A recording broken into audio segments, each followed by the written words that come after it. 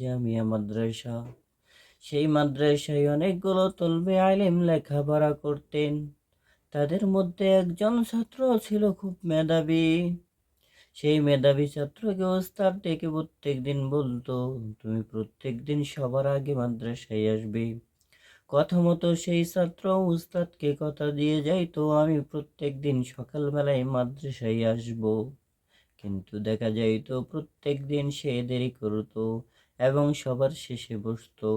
এইভাবে যাইতে যাইতে একদিন উস্তাদ ডেকে তাকে বললেও, তুমি যে আমার কাছে প্রত্যেক দিন কথা দিয়ে যাও তুমি সবার আগে আসবে, কিন্তু তুমি প্রত্যেক দিন দেরি করে কেন আসো?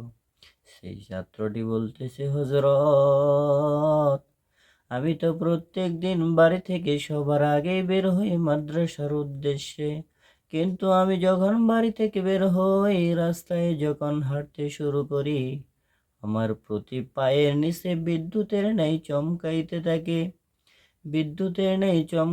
থাকে। এটা আর কিছু নয়, মাসুম ফেরেশতারা তাদের নূরের পাখা বিছিয়ে দেয় তলবে আলেমের পায়ের নিচে।